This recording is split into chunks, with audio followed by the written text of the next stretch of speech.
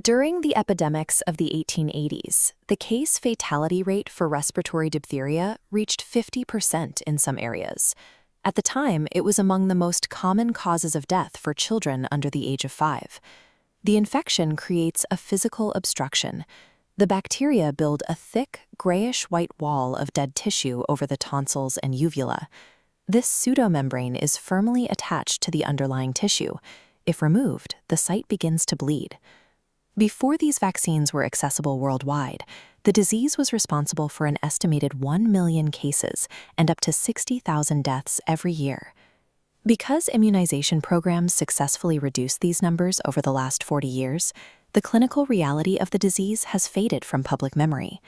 This lack of visibility has created a gap in how we perceive the ongoing risk. The bacterium, Corynebacterium diphtheriae, is often benign. It only becomes lethal after its genetic structure is altered by an external source. This occurs when a specific virus, the beta-corynebacteriophage, infects the bacteria. The virus inserts a genetic sequence, called the tox gene, into the bacterial chromosome. The bacteria then manufactures a 2-part exotoxin. The non-toxic B fragment attaches to a human host cell surface, allowing the toxin to penetrate the membrane. Once inside, fragment A detaches, inhibiting protein synthesis and causing rapid cell death. This process creates the localized tissue death that forms the suffocating pseudomembrane. From there, the toxin enters the bloodstream, where it can cause systemic failure of the heart and the peripheral nerves. If the pseudomembrane expands into the larynx, it creates a medical emergency. The airway becomes obstructed, making breathing impossible. Historically, physicians used specialized instruments from kits like this to bypass the blockage. They would perform a tracheotomy. While surgery manages the airway, it does not address the toxin in the blood. For that, the gold standard is diphtheria antitoxin, or DAT. DAT is equine-derived. It consists of polyclonal antibodies harvested from the immune systems of horses that have been immunized against the toxin.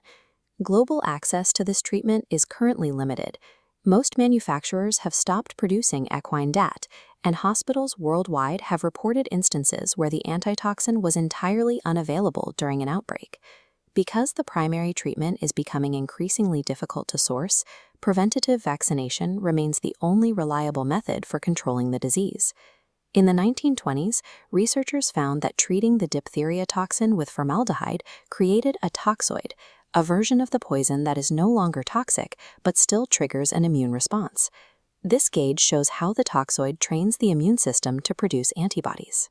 A concentration of 0.01 international units per milliliter is the minimum level required for basic clinical protection.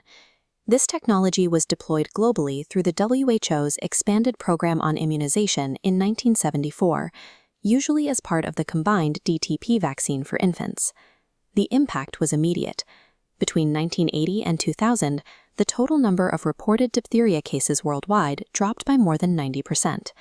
Today, roughly 86% of children worldwide receive the recommended 3-dose primary series, which is the current baseline for global pediatric health. By neutralizing the toxin's ability to damage cells, mass immunization has changed the survival rate of the population, effectively removing one of the most significant historical threats to childhood. This success created a new challenge. In the past, constant low-level exposure to the bacteria in the environment acted as a natural booster for the immune system.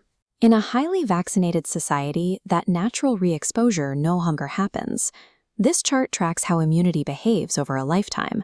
Without periodic booster doses, the protective antibodies generated during childhood vaccinations naturally fade.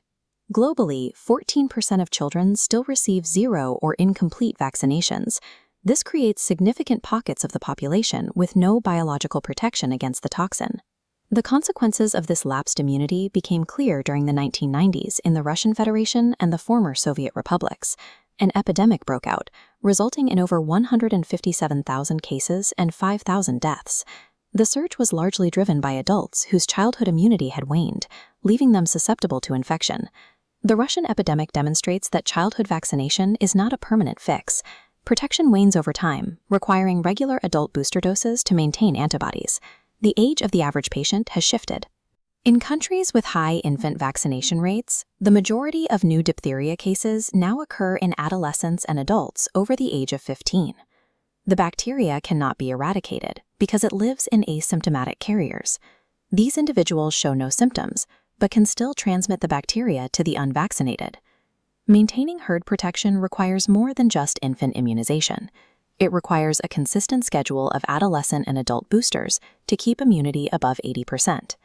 This coverage is maintained by healthcare workers who manage routine immunization in regions where the bacteria remains endemic and the risk of an outbreak is high. Diphtheria remains a persistent threat. Our current safety depends on maintaining high vaccine coverage across all age groups. If we stop adhering to immunization schedules, we risk a return to the infection rates seen before the 1970s.